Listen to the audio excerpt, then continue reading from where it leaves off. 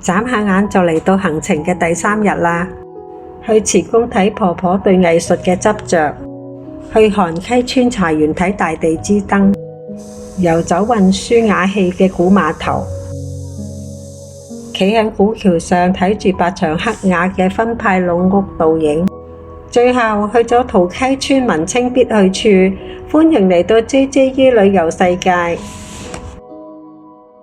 以你相唔相信啊？呢間慈公係一個阿婆用晒成副身家起出嚟㗎。佢叫余二妹，當年86歲，睇完天津嘅慈房子，返到嚟就決心要起一間屬於景德鎮嘅慈公。冇攞政府1毫子，自己設計自己監工，搞足5年。提大家下，門票25蚊，65歲以上長者免費。終於起好，睇落去似彩色蛋糕嘅建築。你行近啲睇下，成間嘢都黐滿幾萬件瓷器同埋幾十噸瓦片，青花粉彩乜都有，日光底下閃到反光，真係誇張到嚇親人。呢度唔係一個咩官方景點，只係一個老人家對瓷器嘅終極浪漫。第2站我哋去韓溪村，呢度有一片超大嘅茶園，落車就喺山腳下飲茶，試下佢哋嘅冷泡茶。喺地下曬緊啲茶葉好香，芬芳撲鼻。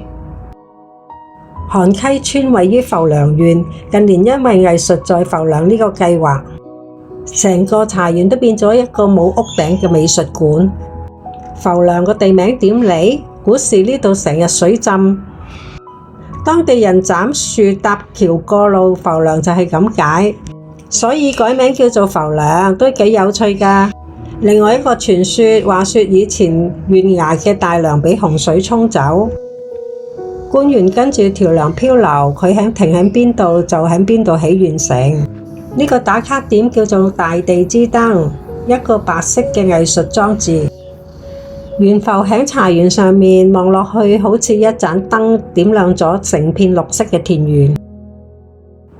第3站我哋去到東浮碼頭，呢度係以前運輸瓷器嘅古碼頭，完全冇商業化，幾乎見唔到太多遊客。呢種原始味道喺市區真係揾唔到。東浮嘅溪水真係好清澈，仲見到有村民喺度洗衫洗菜，好有生活氣息。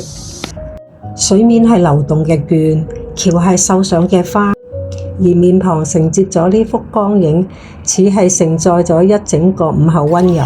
食得飯啦，阿 Bill 急 call 我返去。辛苦你啦，Bill。我哋喺附近揾咗間農家菜食午餐，叫咗幾道小炒，記得叫佢微辣。如果唔係江西菜嘅辣度都幾勁。餐後去最後一站瑤里古鎮，呢度完全唔使門票，古鎮沿溪而建。企喺古橋望過去，可以睇到橋嘅倒影喺水面。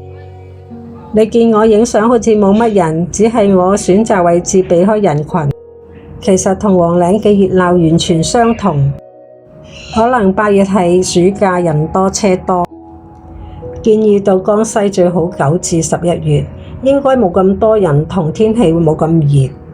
行完古城，成個團就正式完結啦。之後司機好人，車咗我哋去桃溪村，嗰度文創氣氛好正，行到唔捨得走。